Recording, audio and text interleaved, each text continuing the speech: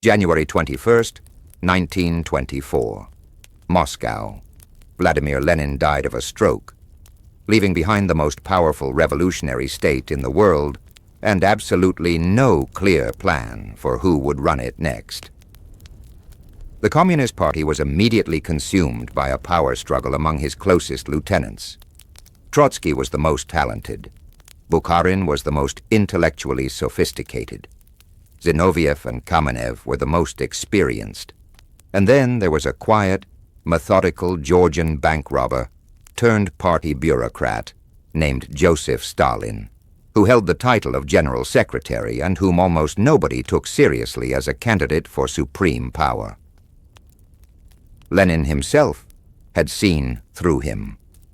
In his final political testament, a document written as Lenin lay dying and distributed to party leaders after his death, he warned explicitly that Stalin had concentrated too much power in his hands, that he was too rude, too capricious, too disloyal, and that the party should find a way to remove him from the position of General Secretary.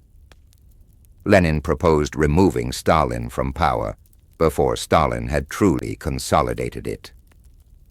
The party ignored the warning.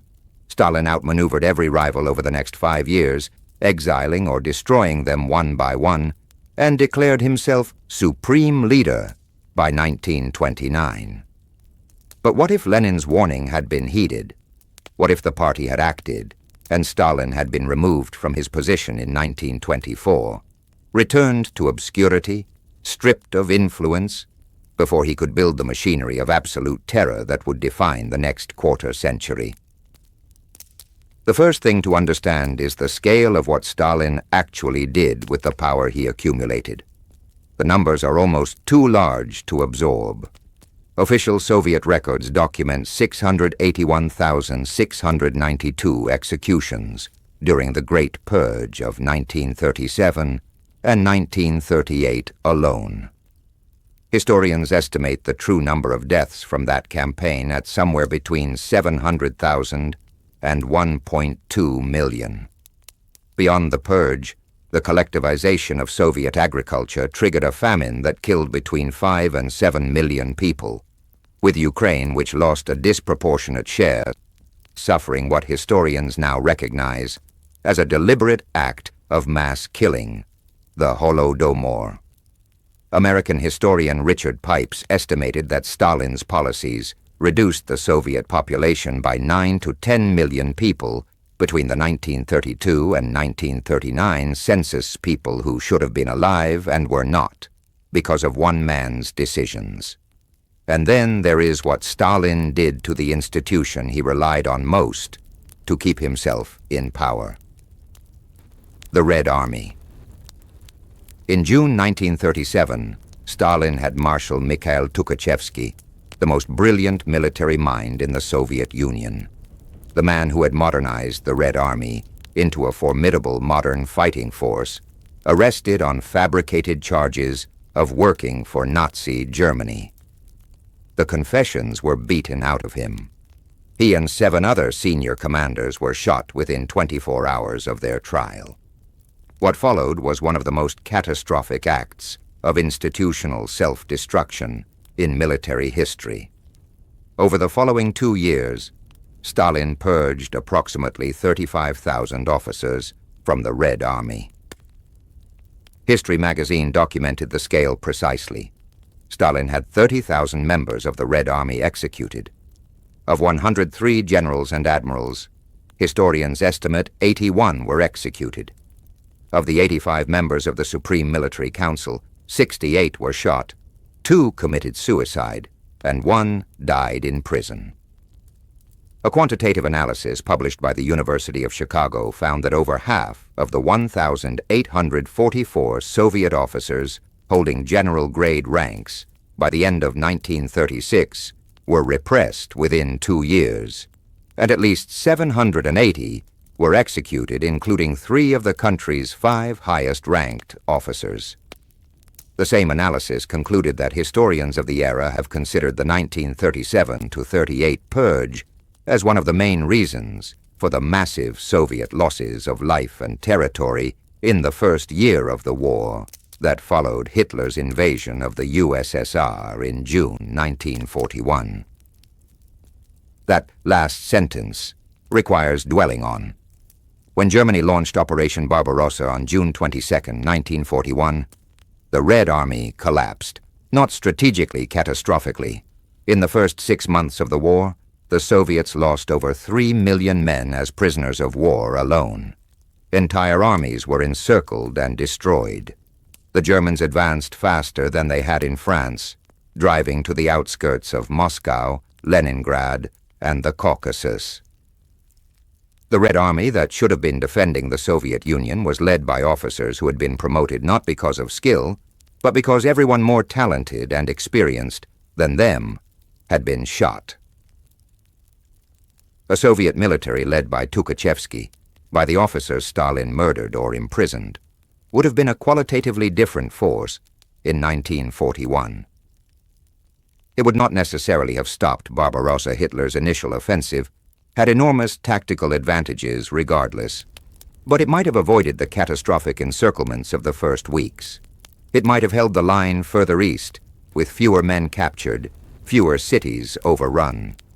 The difference between the Red Army Stalin handed to the generals in June 1941 and the Red Army that could have existed without the purges is the difference between professional leadership and improvised panic. And that difference is measured in millions of lives. The Soviet Union lost between 27 and 40 million people in the Second World War, a range so large it defies comprehension, representing roughly 1 in 7 of the entire Soviet population. Military historians have argued carefully that without the decapitation of the Red Army's officer corps, Soviet losses, while still staggering, could have been substantially lower. In human terms, avoiding the purge might have meant 5 or 10 million fewer Soviet dead in the war that followed it. But now consider the political landscape of a Soviet Union without Stalin. His most likely successor in 1924 was Leon Trotsky, gifted, charismatic, the man who had actually organized and led the Red Army to victory in the Russian Civil War. Trotsky was a committed internationalist who believed the Soviet Revolution could only survive if it spread to other countries, particularly industrial Germany. His foreign policy would have been aggressive and provocative in ways that differed sharply from Stalin's ultimately cautious, state-centric approach. A Trotsky-led Soviet Union almost certainly does not sign the Molotov-Ribbentrop Pact of August 1939, the non-aggression agreement between Nazi Germany and Soviet Russia that shocked the world, gave Hitler a free hand to attack Poland, and launched the Second World War. Stalin signed that pact from a position of deep strategic weakness, partly because he had just destroyed his own military's leadership and knew it. Trotsky, with an unpurged Red Army, faces Germany from a position of genuine strength. He has no reason to offer Hitler a free hand in Europe. Without the Molotov-Ribbentrop Pact, Germany cannot invade Poland without risking a two-front war from the start. The entire calculation that led Hitler to believe he could conquer Europe sequentially, first the West, then the East, collapses. Whether the Second World War starts at all in the form we know it is genuinely uncertain. But there is a darker thread that must also be followed honestly. Trotsky was not a gentle man. He was the author of the Red Terror during the Civil War, the man who ordered the massacre of the Kronstadt sailors, who had themselves fought for the revolution. A Trotsky-led Soviet Union might have been less paranoid, less self-destructive, less willing to murder its own military leadership. But it would still have been a single-party dictatorship, pursuing collectivization, industrialization, and the suppression of political opposition by force. The Gulag was not Stalin's invention. The architecture of Soviet repression was already being built before Stalin consolidated power. What a Stalinless Soviet Union avoids is not the authoritarianism. What it avoids is the specific, almost incomprehensible self-destructiveness of a ruler who killed millions of his own people and gutted his own military in the years immediately before the greatest military threat in the country's history. Lenin's final testament asked one simple thing: remove this man before he causes damage that cannot be undone. The party did not listen. Stalin remained, and the damage that followed the millions murdered by his secret police, the millions starved by his agricultural policies, the millions killed in a war the Red Army fought at catastrophic disadvantage because its best officers lay in unmarked graves outside Moscow, was damage that history is still trying to calculate. Lenin was dying. He could not enforce his own warning. He could only write it down and hope the people around him were wise enough to act. They were not. If Stalin had been removed from power in 1924, do you think the Soviet Union would have been better or worse at stopping Hitler? Drop your answer below.